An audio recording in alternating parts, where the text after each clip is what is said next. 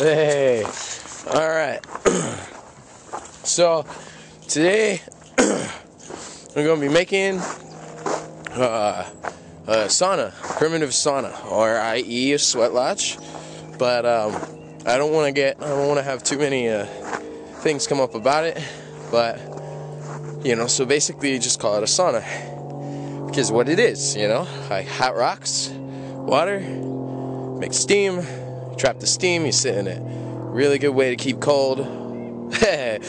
Keep clean when it's cold. Because jumping in, that creek, or washing off in it, it's pretty chilly. And it doesn't take much effort to make a fire, if you're going to make one anyway. Cook some food on it. Put some rocks near it at first, just to have your little rock ring around it. And then, move the rocks in after you're done. Let them heat up a little bit more. Put them in your little sauna, and you got a nice little, basically steam shower after dinner. And then, hey, you can wash off after that too. I mean, when you're steaming and sweating, the creek doesn't feel so bad actually. It happens, rolling around in the snow, rinsing off. It all feels kind of good. Freaking hot. But anyway, so again, we got honeysuckle. You'll be seeing me making a lot of things out of honeysuckle because, as you can see, honeysuckle, honeysuckle, honeysuckle, honeysuckle, honeysuckle. Oh, honeysuckle is all over the place. So yeah, we'll find the poles first, and we'll start that. Right on. See what happens. Okay, 30 seconds later, we find this honeysuckle right here. Let's go that one. Yeah, right down. Right there.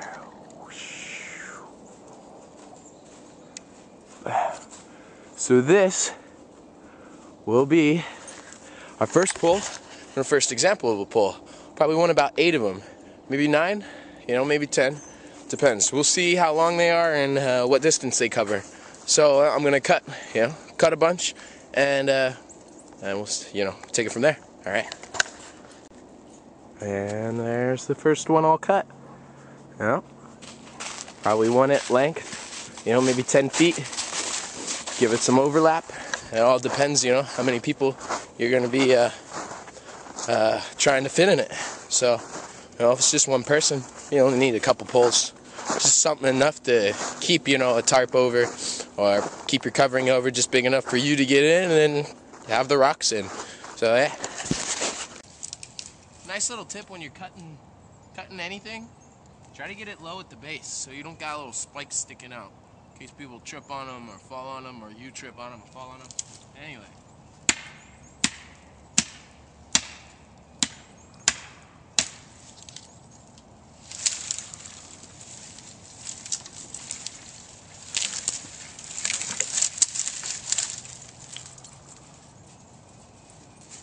So,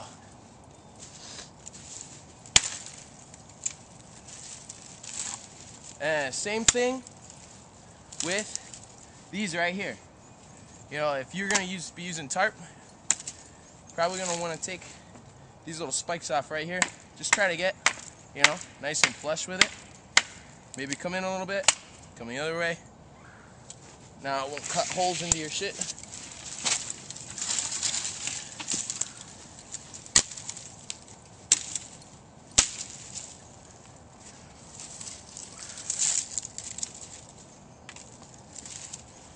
And yeah, nice little pole.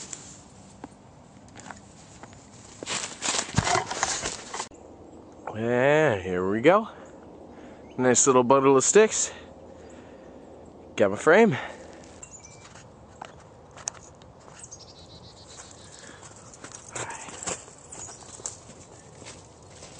So basically, what I'm going to be doing now is building my structure. Ground's a little bit frozen, and I want to drive the poles in and then bend them down. Pretty simple way, but even if the ground isn't frozen, a good way to get that hole, pre-hole, to just slide those in so they're nice and sturdy, is to take a sharpened stick, you know, with some heft to it. Find where you're going to be driving them, pound them down with a, you know, a rock or something. But anyway, I've got my fire pit from this old structure, and it's right here. So I figure I'll just make my structure around it. Also, I just got to think of how many people I might want in to be fit. I'll probably try to fit 10 people in this. So, you know, a good rule of thumb is just to find your center, the fire pit, or not the fire pit, the rock pit, sorry, and then find your distance. How far away do you think the average person will be sitting from?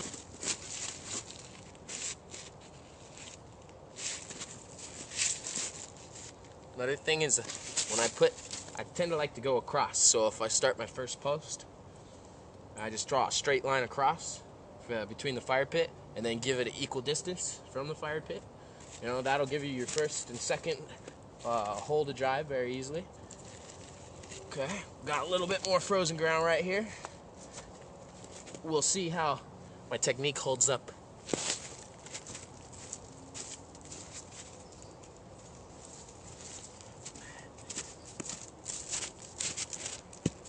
Ooh, hey, what do you know?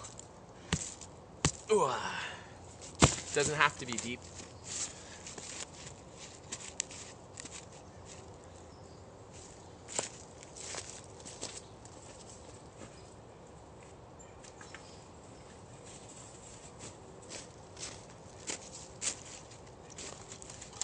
Second post.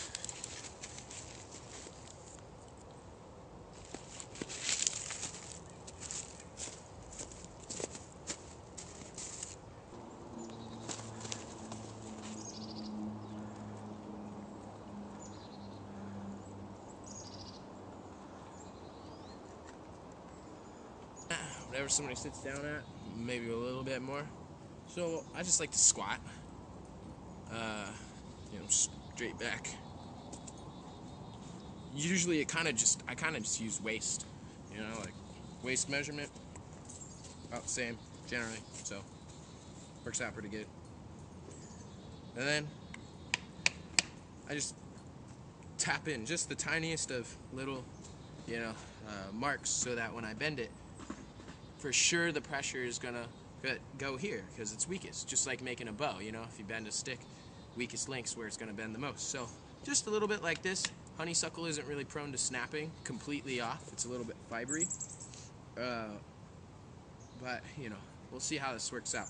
If you don't have fibery materials, you know, this may not work as well, and you gotta go with a different approach. But, you know, you can just as easily top this and then just attach poles straight across. Or, you know, like cut these off, take these poles, and then just like tie them to the tops.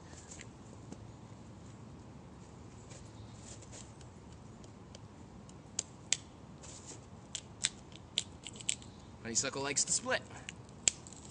Well, how about this?